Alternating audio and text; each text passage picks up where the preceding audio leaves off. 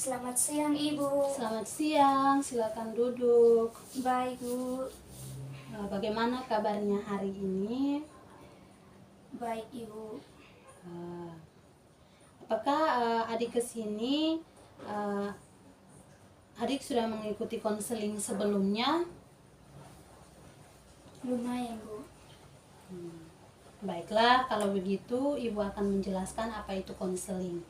Jadi di mana konseling itu bantuan profesional yang diberikan konselor kepada konseli agar konseli mampu memecahkan masalah yang sedang dihadapi. Konseling itu dilandasi oleh asas-asas seperti asas kerahasiaan, kesukarelaan, keahlian, kegiatan, kemandirian, dan masih banyak lagi asas kerahasiaan yang menjamin semua informasi yang adik sampaikan kepada ibu tidak bocor atau hanya ibu dan adik yang mengetahui.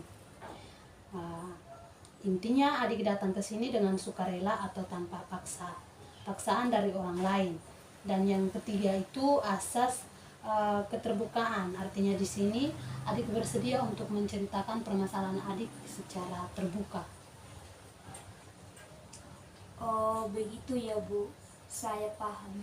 Pertemuan kita ini dibatasi oleh waktu. Kita akan melakukan pertemuan dengan mempergunakan waktu kurang lebih 30-45 menit. Dengan adanya waktu yang singkat, kita sebaiknya benar-benar memanfaatkan waktu yang ada. Nah, jika pada pertemuan pertama ini masalah adik belum terselesaikan, maka kita adakan perjanjian untuk mengadakan pertemuan pada berikutnya. Oh, begitu ya, Bu. Baiklah, kita sudah menyepakati waktu yang digunakan dalam proses konseling ini. Nah, sekarang coba adik ceritakan masalah yang sedang adik hadapi. Begini, Ibu. Saya sedih karena sering dimarahi oleh guru matematika karena nilai saya sangat rendah. Sering dimarahi kenapa? Mungkin karena saya tidak mengerjakan tugas dan tidak masuk pada mata pelajaran tersebut, Bu. Coba kamu ceritakan hal-hal apa yang membuat kamu tidak bisa mengerjakan tugas dan malas masuk kelas. Saya merasa bosan belajar, Bu. Belajar dari jam 7 pagi, harus belajar di sekolah, dan setelah pulang dari sekolah, saya harus belum lagi saat pulang ke rumah harus mengerjakan PR itu. Jadi kamu merasa bosan dengan aktivitas yang itu-itu saja? Iya, Bu. Kalau saya bosan, saya memilih tidur daripada mengerjakan tugas. Saya tidak ingin terlalu lelah. Saya takut nanti akan jatuh sakit jika terlalu memaksakan diri. Saat kamu tidur lebih awal, apakah kamu menggantikannya dengan bangun tengah malam atau bangun subuh untuk mengerjakan tugas? Tidak, saya tetap bangun seperti biasanya. Jadi meskipun kamu tidur lebih awal, kamu tetap bangun seperti biasanya dan tidak mengerjakan tugas.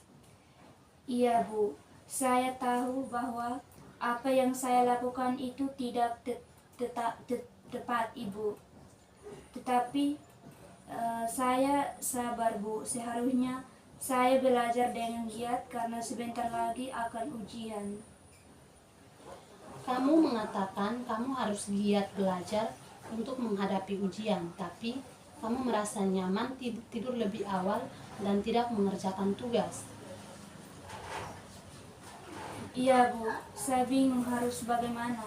Saya takut gagal saat ujian. Lalu, Saya butuh motivasi yang bisa membuat saya rajin belajar.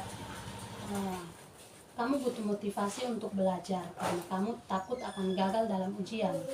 Iya, Bu. Kalau saya begini terus, Jadi kamu merasa tertekan menghadapi ujian. iya, Bu.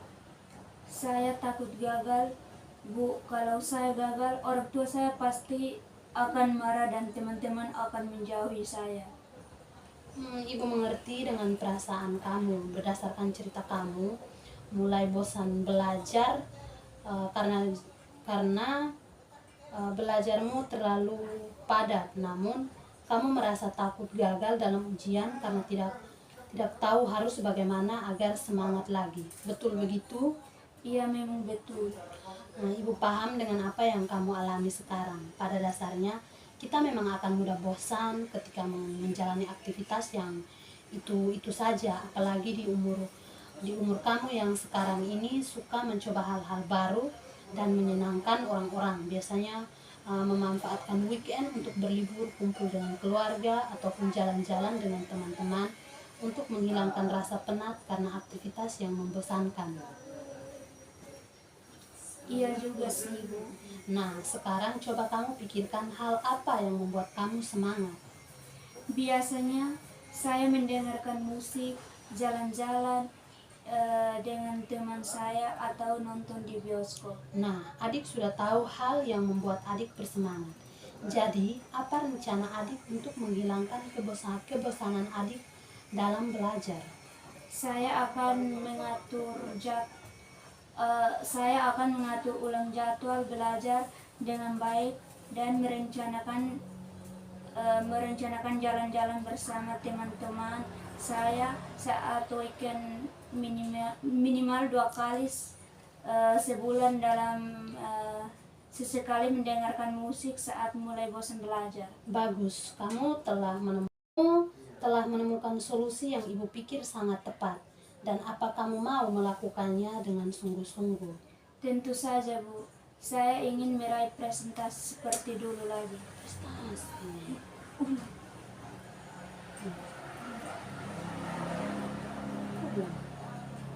Tentu saja Bu, saya ingin meraih prestasi seperti dulu lagi. Ibu yakin kamu bisa. Kamu adalah murid yang berprestasi. Kamu tentu tahu apa yang terbaik untuk kamu. Baik Bu, saya senang sekali jika hal ini benar-benar bisa saya laksanakan dengan baik. Saya berjanji akan giat belajar agar bisa sukses dalam menghadapi ujian. Ibu sangat senang mendengarkan kamu. Apa masih ada hal lain yang ingin kamu sampaikan? Saya rasa untuk saat ini sudah cukup Bu. Berhubungan waktu juga sudah habis, mari kita akhiri proses konseling ini sampai di sini. Sebelumnya, mari kita simpulkan hasil pembicaraan kita di awal. Adik mengatakan bahwa prestasi adik menurun. Semua itu diakibatkan karena adik merasa jenuh dengan jadwal belajar yang padat. Dan adik tidak memiliki semangat belajar. Kemudian dalam mengatasi masalah tersebut, adik berencana untuk mengatur waktu belajar, meluangkan waktu jalan-jalan dengan teman-teman, weekend, dan sesekali mendengarkan musik. Ketika adik mulai bosan belajar, bagaimana adik? Iya Bu, saya akan berusaha agar kejenuhan belajar yang saya rasakan sekarang ini bisa segera saya atasi dan dapat semangat kembali dalam belajar. Ibu senang sekali mendengarnya. Bagaimana perasaan adik sekarang? Saya juga merasa senang dan lega Bu. Sekarang saya sudah tahu apa yang harus saya lakukan.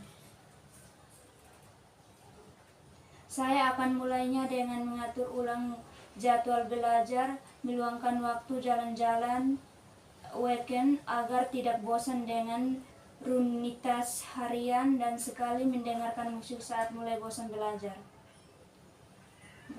Bagus, semoga kamu bisa sungguh-sungguh menjalankan rencana yang telah kamu buat.